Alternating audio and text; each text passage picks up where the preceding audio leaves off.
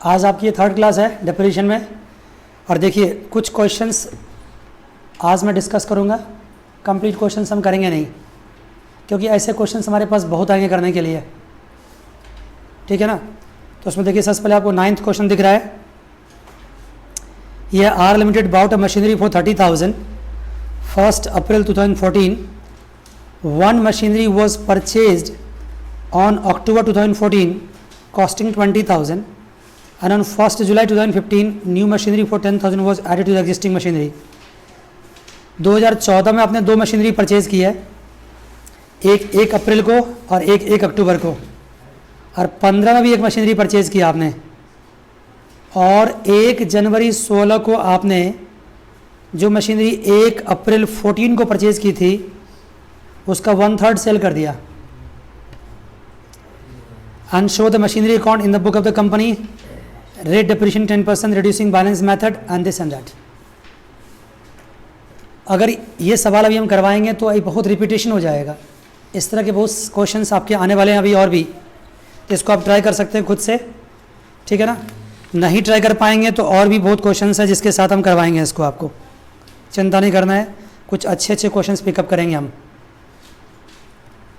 देखिए 10th question देखिए, अब ये 2-3 क्वेश्चन शुरू किया, आज हम होमवर्क दे रहे हैं आपको, ट्राई करेंगे खुद से आप। X company purchase the second machinery 1/2/2015 को 50,000 पेड 11,000 इन इट्स ओवरहॉलिंग। अगर आप सेकेंड हैंड मशीनरी खरीदते हैं, ओवरऑलिंग में कोई कॉस्ट लगता है तो वो मशीनरी की कॉस्ट में क्या होता है, ऐड हो जाता है। 5,000 फॉर इंस्टॉलेशन, ये भी ऐड हो जाएगा। और ये सब आपने कब तक कंप्लीट कर लिया है, 31 मार्च 15 को, ठीक है ना। The company provide depreciation on it's machinery 15% on diminishing balance method. जब ये पुट टू यूज़ होगा उसके बाद से डेप्रिसिएशन लगना स्टार्ट होता है। आपने परचेज़ कब करी थी, देखो बताओ कब परचेज़ की थी, 1 फरवरी को, लेकिन आपने इंस्टॉल कब किया उसको, 31 मार्च 15 को। तो 31 मार्च 15 के बाद से ही क्या लगेगा उसमें, डेप्रिसिएशन लगेगा, उससे पहले डेप्रिसिएशन लगेगा नहीं। डेप्रिसिएशन को लगाने के लिए परचेज डेट से कोई मतलब नहीं होता है, किससे होता है, पुट टू यूज़ से होता है। डेप्रिसिएशन कितना लग रहा है, 15%। उसके बाद आगे आ रहा है कि 1/10/2016 को एक बार फिर से आपने रिपेयर वर्क किया है। एक बार पुट टू यूज़ कर देने के बाद अगर फिर से कोई रिपेयर होता है तो उसको मशीनरी की कॉस्ट में प्लस नहीं करते हैं। ये बातें पहले भी हो चुकी है और आगे भी होगी। अब ये रिपेयर हम प्लस नहीं करेंगे। अगर आपने सेकेंड हैंड मशीनरी परचेज़ की है तो जितने भी खर्चा लग रहा है पुट टू यूज़ करने से पहले उनको एक बार में प्लस कर दो। एक बार आपने मशीनरी इंस्टॉल कर दी, स्टार्ट कर दी, उसके बाद कोई खर्चा होगा तो उसको मशीनरी की कॉस्ट में प्लस नहीं किया जाएगा। यही बात है। बाद में मशीनरी सोल्ड किया 11,000 का, उसमें डिसमेंटलिंग चार्ज 1,000 लगा है। डिसमेंटलिंग चार्ज मतलब होता है कि जो मशीनरी को आप इंस्टॉल करते हैं तो बेचते वक्त उसको क्या करना पड़ता है, उसको री इंस्टॉल मतलब ब्रेक भी करना होता है, तोड़ना भी पड़ता है, उसको टुकड़े में कन्वर्ट करना पड़ता है। इन सबको क्या बोलते हैं हम, डिसमेंटलिंग चार्ज। और ये कितना लग रहा है, 1,000, और ये आप ही पे कर रहे हैं। तो अल्टीमेटली आपके पॉकेट में कितने पैसे आ रहे हैं सेल करने से, ओनली 10,000। 11,000 में आपने बेचा है, 1,000 डिसमेंटलिंग चार्ज आपने पे कर दिया है, तो अल्टीमेटली आपके पास कितना पैसा आया, 10,000 ही आया। तो सेल के वक्त ध्यान रखेंगे इस चीज़ का। बहुत ही मुश्किल सवाल नहीं कह सकते हैं इसको हम, बेहद ही आसान कहेंगे, लेकिन ऐसे सवाल अभी और भी आएंगे और मैं इसलिए इसको बाईपास कर रहा हूँ क्योंकि ये सब एग्जाम में नहीं आता है, कॉन्सेप्ट के लिए इंपॉर्टेंट है। देखिए 11th question, a machine is purchase for 1,60,000। ध्यान दीजिए, मशीनरी को कितने में परचेज किया आपने, ये 8.41 है, पेज नंबर, इलस्ट्रेशन नंबर 11 है। आपने परचेज किया है, ओरिजिनल कॉस्ट उसकी है 1,60,000। टुक डिलीवरी ऑन 26/7/2013 और ट्रांसपोर्टेशन कितना लगाया आपने, 2,500। ट्रांसपोर्टेशन कॉस्ट भी मशीनरी की कॉस्ट में क्या होता है, प्लस होता है। मशीनरी को इंस्टॉल कब किया आपने, 15/7/13 को कितने का इंस्टॉल किया? 2000 रुपीज़ वेज में लगाया, इंस्टॉलेशन का वेज 2000 है, एंड 1000 कंसल्टेंसी चार्ज दिया है। ये भी इसी में प्लस होगा, क्योंकि अल्टीमेटली कंसल्टेंसी चार्ज अगर नहीं पे करते आप तो मशीनरी इंस्टॉलेशन नहीं हो पाती। ये भी इसी में प्लस होगा। तो और कोई खर्चा किया है? ट्रायल रन में खर्चा किया कितना? 25। ये सारे प्लस होंगे। इन सब को प्लस करने के बाद कितनी कॉस्ट आती है बताना ज़रा? 5 2 7 1 8, 1,68,000। और पुट टू यूज़ कब से हुआ है? पुट टू यूज़ हुआ 1/1/14 से हुआ है। तो पुट टू यूज़ अगर 1/1/14 से हुआ है और मशीनरी की लाइफ 5 ईयर्स है, स्क्रैप वैल्यू 12,000 है, तो depression of straight line method से निकाल सकते हैं। पता है ना आपको?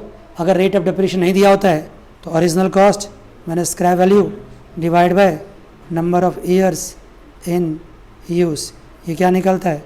Depression per year. इस तरह से निकालेंगे आप, समझ गए?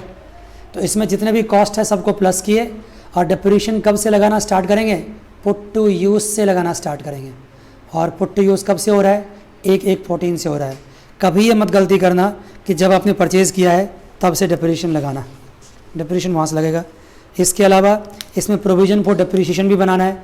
तो प्रोविज़न बनाना कोई बड़ी बात नहीं होती है, मैं पहले भी सिखा चुका हूँ कि डिप्रिसिएशन फिर मशीनरी अकाउंट में चार्ज मत करना, अलग से अकाउंट खोल देना उसकी, अदरवाइज़ आगे भी मौका मिलेगा, करेंगे। आज एक बहुत अच्छा सवाल आपको करवाने जा रहे हैं, बहुत ही अच्छा सवाल है। आइए देखिए, और वो सवाल क्या है?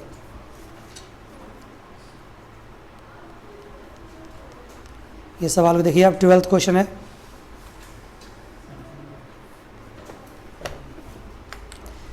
इस सवाल को करने के लिए पहले सवाल को बहुत ही तसल्ली से पढ़ना पड़ेगा। देखिए सवाल क्या कहता है। A company provides depreciation on plant and machinery at 20% per annum on reducing balance method. कुछ जानकारी लिखते जाओ सवाल के साथ साथ, क्या क्या दिया हुआ है लिखो सभी लोग। मान लो आज का ये पहला क्लास है, मतलब पहला सवाल है, ठीक है ना? देखिए तो मेथड क्या है? ये तो इलस्ट्रेशन नंबर है आपका 12, और ये पेज नंबर क्या है? 8.43। मेथड आपका है WDV।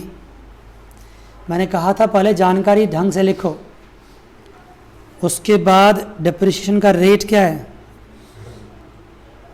रेट है 20%, और ईयर एंडिंग क्या ये पता लगाओ, 31 मार्च है, 31 मार्च 31/3 ईयर एंडिंग है। और ये पता लगाओ कि सवाल क्या कहता है? Prepare machinery account up to 31 March. Machinery account बनाने के लिए कह रहा है। अब देखिए पूरा सवाल पढ़ते हैं। 1 अप्रैल 2016 को the balance of the plant and machinery account was 5 lakh. कितने बैलेंस थे? 5 lakh. It was discovered in 2016-17 that 16-17 में उसको पता चला कि 25,000 बीइंग रिपेयर टू मशीनरी, 25,000 रुपया हमने पास्ट में खर्चा कर रखा है, और वो क्या था? Repair to machinery. In according 30 June 2014। रिपेयर का वर्क कब हुआ है? 30 जून 2014 को। Has been capitalised. कैपिटलाइज का मतलब क्या हुआ? कि इसको आपने गलती से मशीनरी के कॉस्ट में क्या कर रखा है? प्लस कर दिया। मैं फिर बोलता हूँ, गलती से आपने मशीनरी कॉस्ट में प्लस कर दिया। लेकिन ये गलती का एहसास आपको कब हुआ? ये गलती का एहसास हुआ आपको 16-17 में हुआ है, और गलती आपने किया कब है? जून 30, 2014 को किया। देखिए ना, जून 30, 2014 को आपने 25,000 रुपया क्या किया था?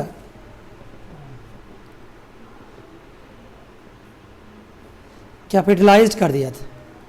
कैपिटलाइज्ड का मतलब होता है मशीनरी की कॉस्ट में क्या कर देना? जोड़ देना, ऐड कर देना। और जब मशीनरी की कॉस्ट में ये ऐड हो चुका है, इसका मतलब है कि इतने दिनों में, इतने सालों में अभी तक इसके ऊपर क्या हो रहा होगा? डेप्रिसिएशन लग रहा होगा, क्योंकि मशीनरी पे क्या लगता है? डेप्रिसिएशन लगता है ना। तो इस पे भी डेप्रिसिएशन क्या होगा? लग रहा होगा। जबकि ये रिपेयर का वर्क है, रिपेयर का एक्सपेंडिचर है, इसको मशीनरी की कॉस्ट में प्लस नहीं होना चाहिए था। ठीक है जी, पक्की बात? कोई बात नहीं, अब सही करेंगे इसको। सबसे पहली बात तो इसको क्या करेंगे, सही कैसे करेंगे? जो किया था उसका उल्टा करेंगे। अकाउंटेंसी में पहले अगर कोई गलती कर रखे होते हैं तो उसको सही करने का तरीका क्या होता है? जैसा पहले किए हो उसका उल्टा करो। पहले आपने 25,000 रुपये क्या किया था? मशीनरी में प्लस किया था। अब 25,000 क्या करेंगे? माइनस। लेकिन अब 25,000 माइनस नहीं कर पाएंगे, क्योंकि अब जो मशीनरी में एडेड है वो 25,000 एडेड नहीं है, उसकी डेप्रिशिएट वैल्यू एडेड है। मैं ढंग से समझाऊंगा, इसका बढ़िया से ऑपरेशन करूंगा तब समझ में आएगा आपको। पहले इसका अगला सेंटेंस पढ़िए क्या कहता है। 50,000 being cost of machine purchased 1 October 2013 has been treated as ordinary goods. अब देखो, दूसरी गलती हो गई। एक मशीनरी आपने परचेज किया था 1 अक्टूबर 13 को, और उसको गलती से क्या मान लिया आपने? Normal purchase. गलती से क्या मान लिया? Normal purchase. एक्सक्यूज मी, समझ गए ना? गलती से आपने उसको नॉर्मल परचेज मान लिया। तो बताओ, अगर नॉर्मल परचेज मान लिया तो ये चीज़ कहाँ चला गया होगा? परचेज में। परचेज से कहाँ चला गया होगा? ट्रेडिंग में। ट्रेडिंग से कहाँ चला गया होगा? जीपी में। ग्रॉस प्रॉफिट को अफेक्ट कर दिया होगा, और ग्रॉस प्रॉफिट से कहाँ गया होगा? नेट प्रॉफिट में। और नेट प्रॉफिट से कहाँ गया होगा? बैलेंस शीट के थ्रू कैपिटल में भी जा सकता है। ठीक है ना? देखिए आगे कहता है, management wants to correct the mistake. Management क्या चाहता है? कि मिस्टेक को क्या किया जाए? Correct. While preparing account for the year ending 31 March 2017। ये करेक्शन वो कब करना चाहता है?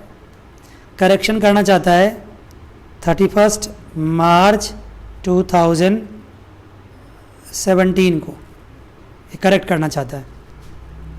A plant that costed 40,000 on September 30, 2015 was scrapped and replaced with a modern plant 31st December 2016 को by spending 60,000. Calculate the amount of depreciation for the year ended 31st March 2017. Also prepare machinery account up to 31st March 2017. बहुत बातें इसमें है। 3 काम तो आपके सामने आ चुका है। एक तो रिपेयर वाले मिस्टेक को ठीक करना है, दूसरा परचेज वाले मिस्टेक को ठीक करना है, और तीसरा एक मशीनरी को बेचना भी है।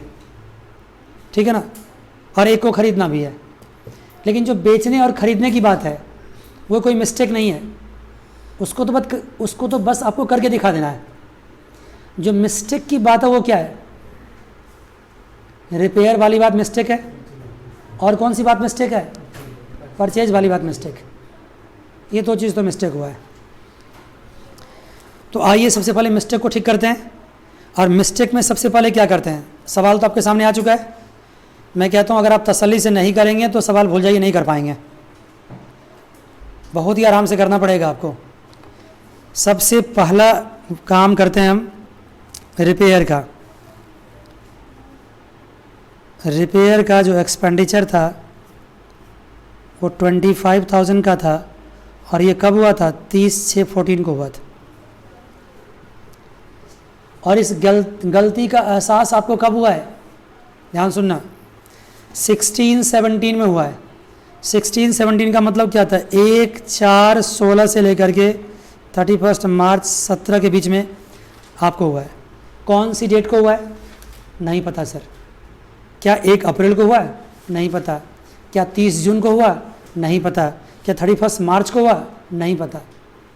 बस इतना पता है कि इस साल के बीच में गलती का एहसास हो गया है। एक बात बताओ, इस साल की डिप्रिसिएशन हम कब लगाते हैं? मार्च में। जब मुझे 16-17 का डिप्रिसिएशन लगाने के लिए कहा जाएगा तो कब लगाएंगे हम? मार्च में। बात समझ गए? अब अगर मुझे इस साल पता चल गया कि पास्ट में कुछ गलती हुई है, तो इस साल का डिप्रिसिएशन लगाने से पहले हम क्या करेंगे? गलती को सुधार लेंगे।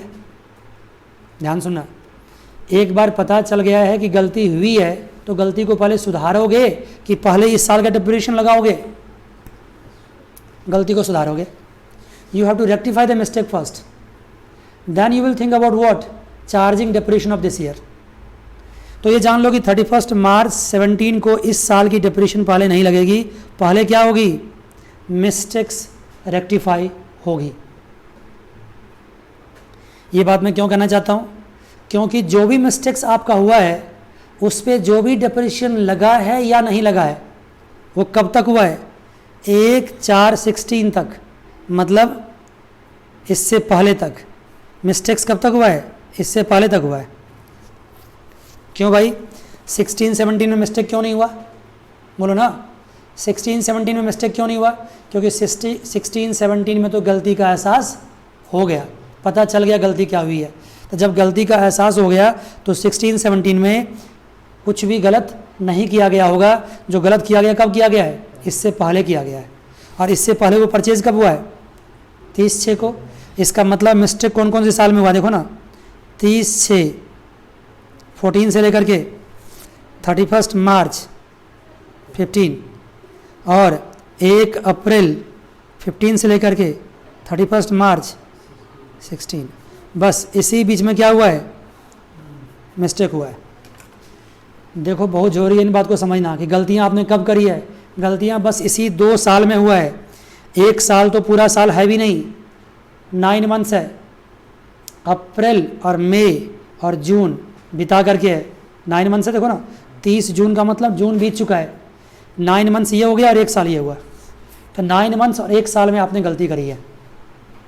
किसकी बात कर रहे हैं हम? रिपेयर की। क्यों भाई? मैं पूछना चाहता हूँ आपसे, सर 16-17 में गलती क्यों नहीं हुई बताओ? क्योंकि सर 16-17 के बीच में तो गलती का एहसास हो ही गया है, तो यहाँ तो कोई गलती हुई नहीं है। अब मैं ज़्यादा नहीं बोलूँगा, काफ़ी हो गया। बात समझ गए? तो क्या गलती हुई सर? गलती ये हुई है कि हमने रिपेयर को क्या मान लिया? मशीनरी। कैपिटलाइज कर दिया, मशीनरी में प्लस कर दिया उसको। और मशीनरी में प्लस करने का नतीजा क्या हुआ? कि इस पर डिप्रिसिएशन लग गया। कितना डिप्रिसिएशन लगा होगा? देखिए, एक पहले देखो 25,000 पे पहले निकालो। इसका कितने महीने का? 9 मंथ्स का डिप्रिसिएशन निकालो। बताओ कितना हुआ? 25,000 पे पहले 9 मंथ्स की डिप्रिसिएशन निकालो। डिप्रिसिएशन का रेट क्या है? 20% WDV। तो 25,000 इंटू 20% इंटू 9/12, बताओ कितना हुआ? पार्डन, कितना हुआ? 3750। पहले ये माइनस कर दो। अब बताओ ये कब की वैल्यू आ गई? ये वैल्यू आ गई 1/4/15 की। ये कब की वैल्यू थी? ये थी 30/6/14 की।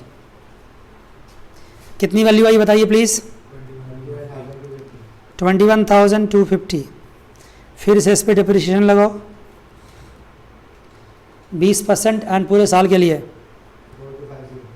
4250। तो बताइए बच्चों इसकी वैल्यू आज क्या हो गई है? 17,000। देखो 17,000 इसकी वैल्यू हो गई। कब की डेट? किस डेट को? 1/4/16 को। इसके आगे डिप्रिसिएशन मत लगाना क्योंकि मिस्टेक्स यहीं तक हुआ है। बात समझ गए? तो बताइए आज के डेट में आपके मशीनरी में कौन सी वैल्यू एडेड होगी? 25,000 या 17,000? 17,000। 25,000 तो पहले ऐड हुई होगी, लेकिन उसकी वैल्यू घटते घटते घटते घटते कितनी बच गई अब? 17,000। तो आज के डेट में आपके मशीनरी में 17,000 क्या होगी, एडेड होगी, तो उसको क्या करना पड़ेगा, माइनस करना पड़ेगा। कहाँ से, मशीनरी से। तो क्या लिखोगे, टू बी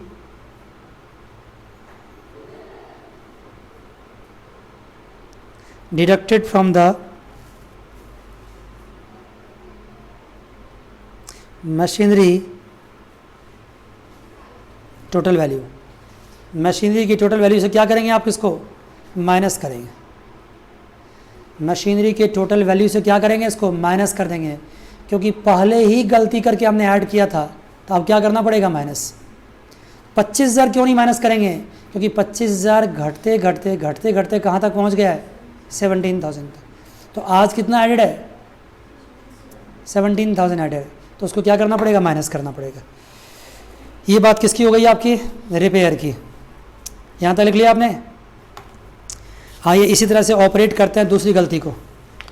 दूसरी गलती को इसी तरह से ऑपरेट करते हैं बढ़िया से।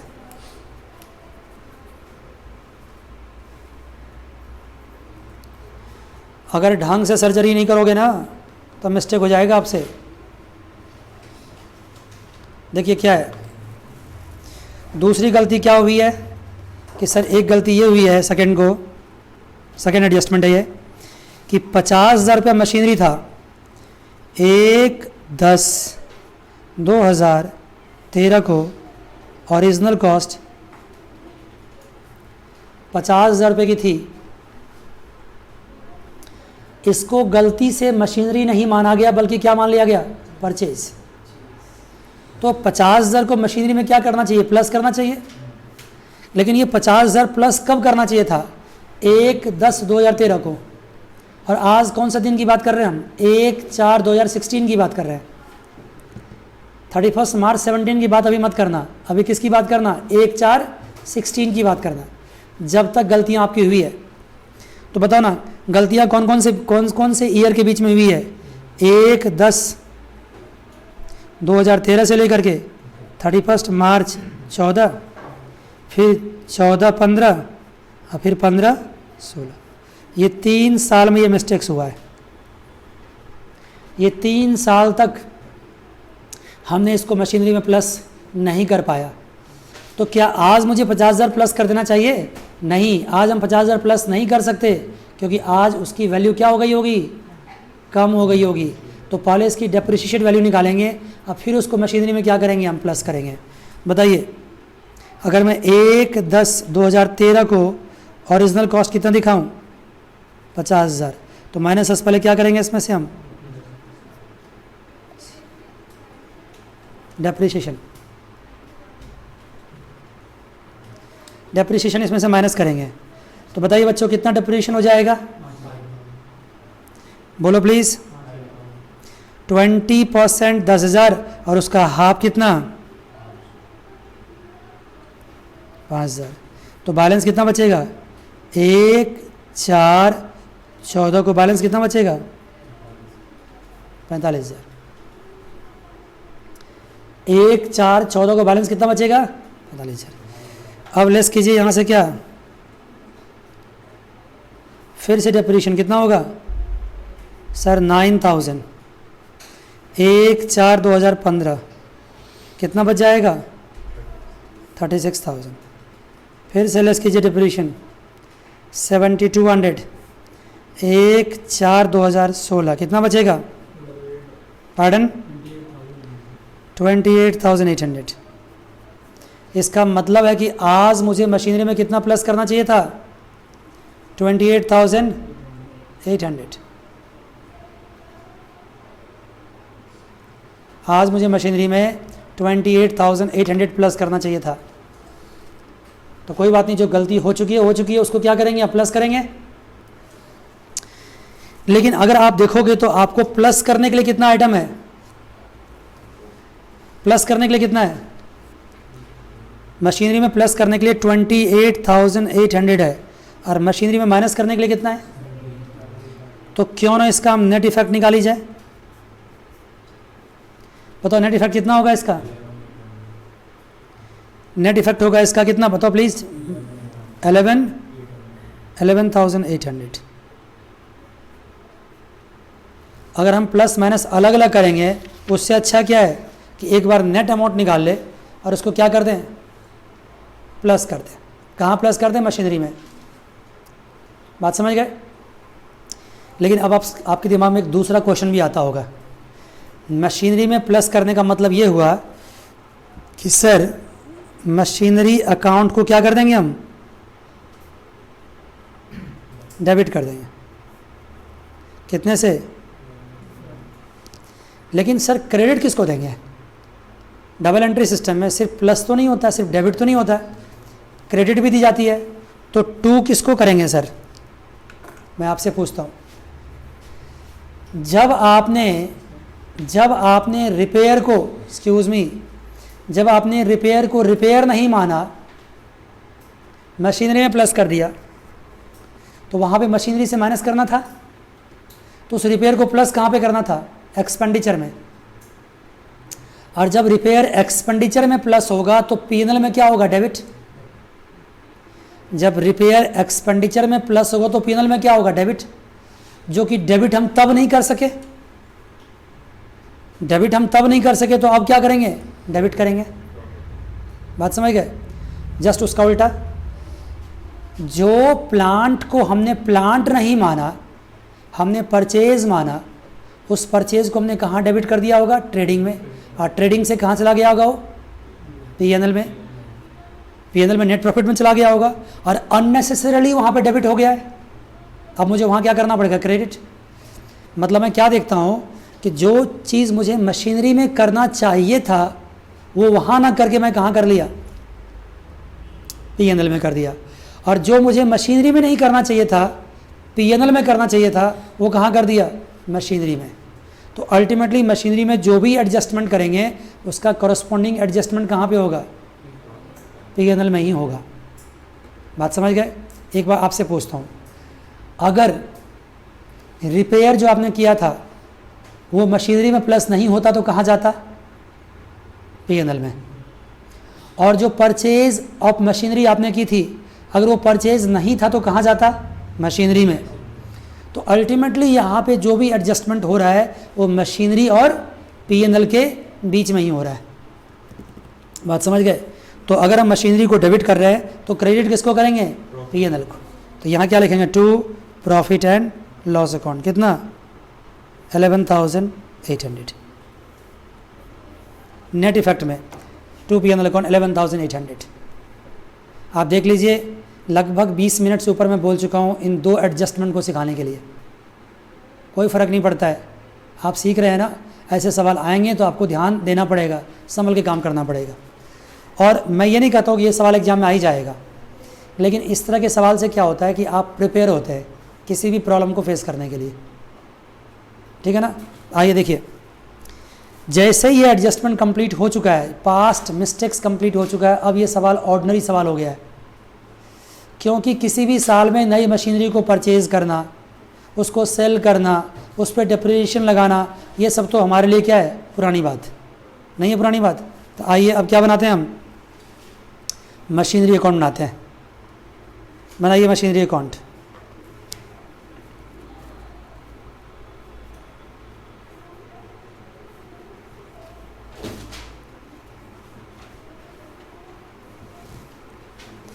मशीनरी अकाउंट में सबसे पहले बताइए बैलेंस कितना आपके पास है?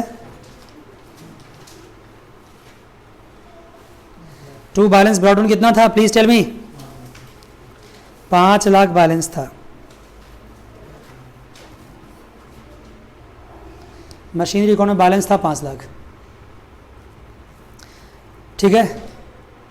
और आपने एक बात और सुन लो, ये जो गलतियां हुई थी, ये गलतियां तो 1 अप्रैल 16 से पहले हुई थी।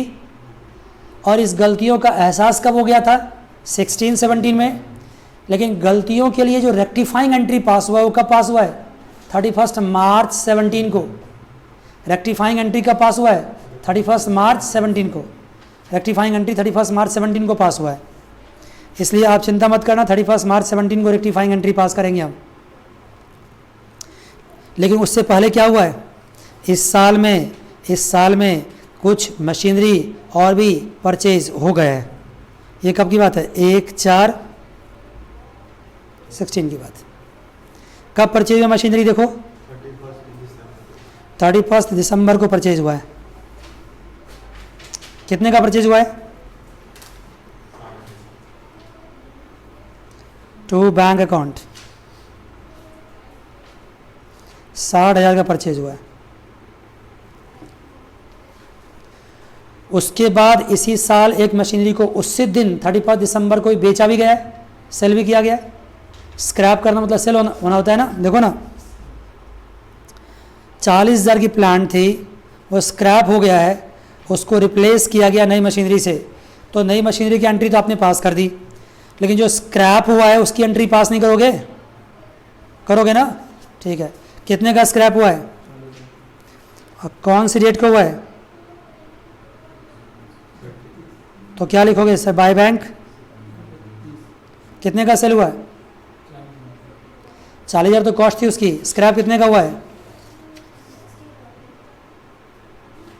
नहीं दिया हुआ है?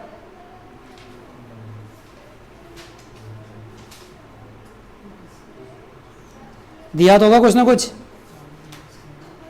Plant costed 40,000, was scrapped and replaced with a modern plant. उसकी वैल्यू नहीं, सेल वैल्यू नहीं रखी है उसकी। क्या? कोई बात नहीं, हो सकता ना दिया हो। सुनो, सेल वैल्यू नहीं दिया हुआ है ना इसका, सिर्फ लिखा हुआ है कि 40,000 उसकी कॉस्ट थी जो 30 सितंबर 15 को थी, और उसको रिप्लेस कर दिया मॉडर्न प्लांट से, और वो स्क्रैप्ड हो गया। मतलब स्क्रैप मतलब उसको कुछ भी कॉस्ट आपको नहीं मिला है। लेकिन कोई बात नहीं, मैं यहाँ पे इसका कैलकुलेशन कर देता हूँ, देखना साथ में। बताइए, ये मशीनरी आपने कब परचेज किया था? बोलो जरा। 30/9/15 को। कितनी थी ओरिजिनल कॉस्ट उसकी? उसमें पहले साल डिप्रेशन लगा 6 महीने का। 40,000 का 20% कितना होगा? 8,000। हाफ कितना हो जाएगा? 4,000।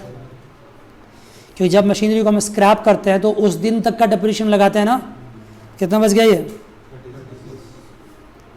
ये कब की वैल्यू आ गई? 1/4/16 की। फिर डिप्रेशन लगा कितना होगा? बोलो। 36,000 का 20% कितना? लेकिन आप पूरे साल मत लगाना, दिसंबर तक का, अप टू 31 दिसंबर तक का लगाना।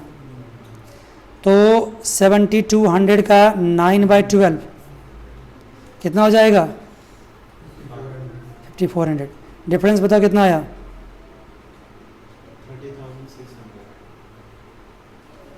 30,600। ये कब की वैल्यू आ गई? 31 दिसंबर 16 की वैल्यू आ गई। 31 दिसंबर 16 की वैल्यू है 30,600। क्यों जी? आई बात समझ में? अब ये बताओ, इस 30,600 को कितने में बेचा गया है? उसकी सेल वैल्यू क्या है? 0 है। तो लॉस कितने का हो गया आपको? 30,600 का पूरा आपको लॉस हो गया। अकाउंट में क्या करेंगे आप? यहाँ बाय बैंक नहीं दिखा पाएंगे, यहाँ दिखाइए पहले बाय डेप्रिसिएशन। फिर से तुम्हें बाय डेप्रिसिएशन कितना इस साल का है? 5,400। कुछ पैसा मिल जाता तो अच्छा होता, नहीं मिला तो बहुत बुरा हुआ। सारा क्या हो गया? लॉस हो गया। 30,600 का लॉस हो गया। कहोगे सर अभी तक तो रेक्टिफाइंग एंट्री जो आपने पास मिस्टेक्स की बातें इतनी सिखाई थी उसकी तो कोई एंट्री पास नहीं करी। अभी मैं कहाँ तक पहुँचा हूँ? दिसंबर तक। मार्च आने में थोड़ा वक्त लगेगा ना, मार्च तक पहुँचेंगे तभी उसकी एंट्री पास कर पाएंगे। क्या कहते हो? सही कहते हो ना? अब देखिए, दिसंबर से मार्च के बीच में कुछ और भी हुआ है क्या? मुझे नहीं लगता कुछ और भी हुआ है। आपको दिख रहा है कुछ होता हुआ है? नहीं। तो नहीं हुआ तो क्या करेंगे? 31 मार्च 2017 को, 31 मार्च 2017 को क्या करेंगे हम लोग? To profit and loss account. To profit and loss account 31 March 17 को क्या कर देंगे? To profit and loss account. बताइए कितना होगा? 11,800। ये हिसाब किताब पहले ही हो चुका है कि मशीनरी को प्लस करेंगे और कॉरस्पॉन्डिंग क्रेडिट किसको देंगे? P&L अकाउंट को। तो 11,800 हो गया। अभी तक की तो बातें आपको समझ में आ गई होगी। अब क्या करना है कि साल के आखिरी में 31 मार्च 17 को डेप्रिसिएशन भी लगाना है। और हमारे पास अब दो मशीनरी हो गए, एक तो पुरानी मशीनरी और एक क्या? नई मशीनरी। पुरानी को मान लो M1। कहोगे सर पुरानी की वैल्यू कितना है? वो M1 की वैल्यू मैं यहाँ निकाल देता हूँ, देखना M1 की वैल्यू मैं यहाँ पे निकाल देता हूँ, ध्यान सुनना। M1 की वैल्यू कितनी है? बुक में तो 5 लाख दिख रही है। अगर इसको आपने M1 की नेट वैल्यू मान ली तो बहुत भारी मिस्टेक करोगे आप। इसमें क्या करोगे? सर प्लस करेंगे। कौन सी वैल्यू? 11,800। जो पहले ही प्लस कर देना चाहिए था उसको पहले प्लस नहीं कर पाए, तो अब क्या करेंगे? प्लस करेंगे। जिसको पहले ही प्लस कर देना चाहिए था पहले प्लस नहीं कर पाए, तो अब क्या करेंगे? प्लस करेंगे। ठीक है ना?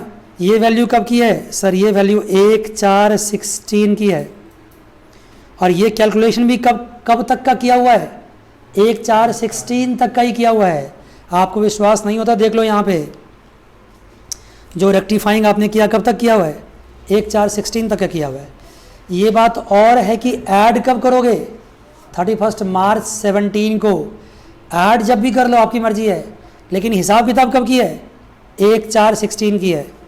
तो 1/4/16 को आपकी मशीनरी 5 लाख नहीं बल्कि 5,11,800 हो गई है, पुरानी गलतियों को प्लस करने के बाद।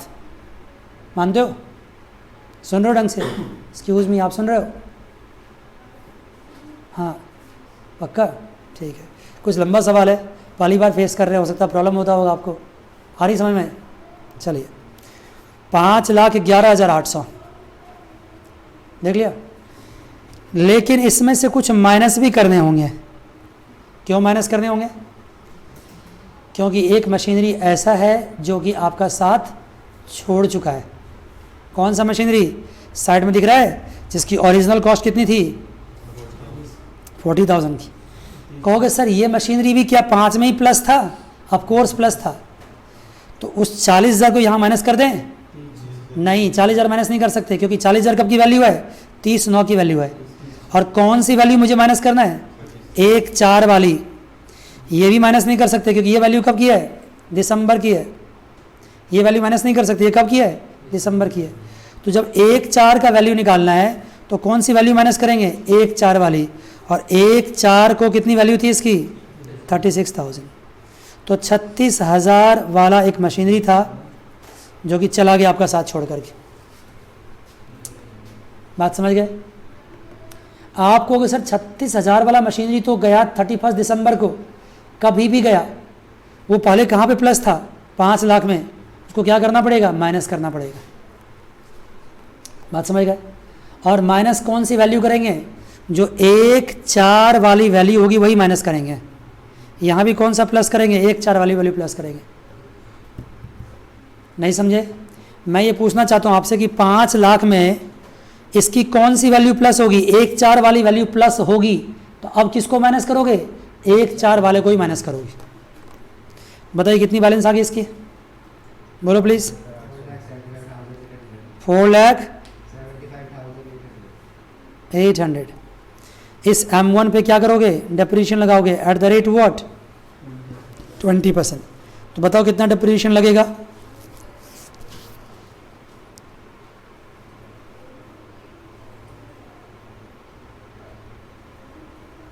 डेप्रिसिएशन बताओ कितना लगेगा?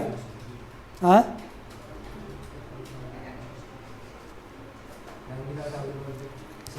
95,160। M1 पे लग गया 95,160। और M2 पे तो लगाना बहुत ही आसान है, क्योंकि वो तो बिल्कुल अभी नया नया परचेज हुआ है। कौन सा? 60,000 वाला। तो 60,000 वाला आपका M2 है, उस पर क्या लगा दोगे? 60,000 का 20% कितना होता है? 12,000। और 12,000 कौन से महीने के लिए? जनवरी, फरवरी, मार्च के लिए। 3 महीने कितना होगा? 3,000। तो डिप्रीशिएशन कितना हो गया? 98,160 रुपीज़। ये आपका डिप्रीशिएशन आ गया। मान गए जी? अब आप क्या करेंगे? यहाँ बैलेंस शीट निकालिए, ठीक है ना। और बैलेंस शीट निकालते वक्त आपको अलग अलग करने की ज़रूरत नहीं है, एक साथ भी निकाल सकते हैं। M1 M2 अलग करने की जरूरत नहीं है, लास्ट ईयर है ना, एक साथ निकाल दो। कितना आ गया बताइए प्लीज़, सबको प्लस करके? 5,71,800। यहाँ भी क्या होगा? 5,71,800। और बताओ CD कितना बचा आपका? इसमें से तीनों आइटम को माइनस कर दो, कितना बचेगा? 437,640। चाहे जितना भी वक्त लग गया हो, लेकिन अगर आपको समझ में आ गया सवाल तो फिर बहुत अच्छी बात है। ये मुझे विश्वास है कि समझ में आ गया होगा। इस तरह के क्वेश्चन करने से आपका कॉन्सेप्ट बहुत बढ़ेगा और आगे चल के डिप्रीशिएशन आपको बहुत ही आसान लगेगा अगर इस तरह क्वेश्चंस को आप फेस करेंगे तो। मानते हैं बात को? आइए एक सवाल और डिस्कस करते हैं आपके सामने। पूरा सवाल तो हम कर नहीं पाएंगे, बस वक्त आ गया कि 2-4 सवाल आप डिस्कस करके आपको होमवर्क दें और अगली क्लास से नए टॉपिक पे जाएं।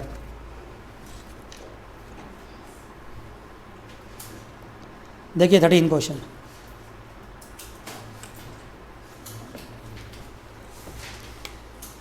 पूरा सवाल नहीं करेंगे, सवाल को समझाएंगे। ये सवाल उतना मुश्किल भी नहीं है कि मुझे पूरा करना चाहिए। 1 जुलाई 2017, समझ गए? Gopal limited purchased second hand machinery 20,000 और spend 3,000 on it's reconditioning and installing it. 20,000 में 3,000 रुपीज़ और प्लस कर दो, कितना हो गया? 23,000। 1 जनवरी 2015 को फर्म परचेज्ड मशीनरी वर्थ 12,000, एक और मशीनरी परचेज किया। 30 जून 2016 को machinery purchased on January 1 2015 was sold for 5,000। कोई बात नहीं, भेज दो, कोई खास बात इस सवाल में अभी तक नहीं है। 1 जुलाई 2016 को fresh machinery was purchased on instalment basis. आपने नई मशीनरी परचेज की है, किस बेसिस पे? इंस्टॉलमेंट पे। Payment for the machinery was to be made at as follows: 5,000, 6,000 and 5,500। उसमें क्या लिखा हुआ है बताओ? तीनों को प्लस कर दो, पहले कितना होता है? 6, 5, 11, 5, 16,500। 16,500 रुपीज़। बात समझ गए? इसमें आपने परचेज किया है, लेकिन नीचे क्या लिखा हुआ है कि it include interest 1,000 and 500 respectively. ये जो इंस्टॉलमेंट आपने पे किया है ना, इस इंस्टॉलमेंट में 1,000 रुपये का सेकेंड इंस्टॉलमेंट में और 500 का थर्ड इंस्टॉलमेंट में इंटरेस्ट इंक्लूड है। अगर इंटरेस्ट ना पे करना पड़ा होता तो आप कितने में परचेज करते इसको? 15,000 में। अगर इंटरेस्ट ना पे किया गया होता तो कितने में परचेज करते? 15,000 में। मानते हो? क्यों सर? क्योंकि 1,500 तो इंटरेस्ट पे कर दिया और हायर परचेज आपने पढ़ रखा है, नहीं तो आप पढ़ लोगे। मैंने क्या क्या रखा था कि मशीनरी अकाउंट को कभी भी हम इंटरेस्ट के साथ नहीं दिखाते। इंटरेस्ट पे करते हैं लोन की वजह से। Interest is can never be the part of machinery cost. Interest को मशीनरी कॉस्ट में कभी भी प्लस नहीं करेंगे। क्या रिपेयर को मशीनरी में प्लस किया था? नहीं। तो इंटरेस्ट को भी मशीनरी में प्लस नहीं करेंगे। तो आप जब मशीनरी की कॉस्ट निकालोगे तो 16,500 उसकी कॉस्ट मत कहना, बल्कि उसमें से क्या करना? इंटरेस्ट को माइनस कर देना। तो कितना बचेगा? 15,000। इंस्टॉलमेंट आप जब भी पे करेंगे, पे कीजिए, डेप्रिसिएशन तब से स्टार्ट हो जाएगा जब आपने मशीनरी को क्या किया है, एक्वायर कर दिया है, यूज़ करना स्टार्ट कर दिया है। ठीक है ना, हायर परचेज में देखा था आपने कि जब भी मशीनरी मैंने परचेज़ किया उसी दिन से डेप्रिसिएशन लगना स्टार्ट हो जाएगा। तो 15,000 रुपये पे डेप्रिसिएशन लगेगा, कब से, जब परचेज हुआ है एंड पुट टू यूज़ हुआ है, that is what 1 July 2016। Put to use का डेट नहीं दिया होता है तो हम क्या मान लेते हैं कि जिस दिन परचेज हुआ है उस दिन पुट टू यूज़ हुआ है। बताइए सवाल करने लायक था क्या? अगर ये सवाल आप खुद से ट्राई नहीं करेंगे और नहीं कर पाएंगे तो मुझे तो यही कहना पड़ेगा कि डेप्रिसिएशन अकाउंट का अल्टरनेटिव आप ढूंढना शुरू कर दीजिए। मुश्किल हो जाएगा फिर, क्योंकि ये तो बिल्कुल 12 जैसा सवाल है ना, 11-12 जैसा सवाल है बिल्कुल। ठीक है ना, इसके बाद एक और सवाल है, वो भी मैं आपको होमवर्क देता हूँ, क्योंकि जो मुश्किल, आपने कभी सोचा है कि अभी जो मैंने रेक्टिफिकेशन एंट्री पास कराई है वो मैंने आपको होमवर्क क्यों नहीं दिया? मुझे पता तो उसमें क्या है, दम है। उसके लिए ही आप टीचर्स के पास आते हैं, तो वो तो मुझे करना था। लेकिन जब सवाल मैं कह रहा हूँ कि आप खुद कर सकते हैं, तब वो खुद करना चाहिए। देखिए ना, 1 जनवरी 13 को मशीनरी परचेज फ्रॉम फरजाना 20,000, ठीक है ना, एडिशंस 4,000 दिस फर्दर एडिशंस 2560, ठीक है, ओरिजिनल कॉस्ट दिस, कोई बात नहीं, सेम सवाल है। मशीनरी परचेज करना, मशीनरी बेचना, डेप्रिसिएशन लगाना, put to use, repair, installation, सारी बातें आपसे हो चुकी है। तो ये 14 भी आपको भाई होमवर्क दे रहा हूँ, और एक लास्ट क्वेश्चन मैं आपको होमवर्क दे रहा हूँ। मैं मानता हूँ कि थोड़ी बहुत प्रॉब्लम इसमें आपको हो सकती है, लेकिन होमवर्क लेने में क्या लगता है, अगली क्लास में इसको फिर से हम ट्राई करेंगे, तब तक आप होमवर्क में ट्राई कीजिए इसको, ठीक है ना। 15 को मैं पहले भी कह चुका हूँ कि पहला 2-3 क्लास मेरा स्लो होता है, फिर धीरे धीरे क्लास क्या करेंगे, हम पिकअप करेंगे, क्योंकि फाउंडेशन बनाने में टाइम लग जाता है। तो ये क्वेश्चन भी आपका होमवर्क है। तो बच्चों आज के लिए बस इतना ही, लेकिन आपको जानकर खुशी होगी कि अभी तक वो सवाल एक्चुअली स्टार्ट ही नहीं हुआ है जो सवाल रियली आपके एग्ज़ाम में आएंगे। अभी तो उस सवाल को करने की तैयारी चल रही है। एग्ज़ाम में क्या आते हैं, चेंज ऑफ मेथड आते हैं। मोस्ट प्रोबेबली अगली क्लास से उसको हम क्या कर पाएंगे, शुरू कर पाएंगे। लेकिन बिलीव यू मी, जो सवाल मैंने अभी आपको कराए हैं और उसमें आपकी कंट्रोल हो गई है, तो चेंज ऑफ मेथड भी बहुत आसानी से आप कर पाएंगे। आज के लिए बस इतना ही, अगली क्लास में फिर मिलेंगे। God bless you all, take care, bye bye, see you.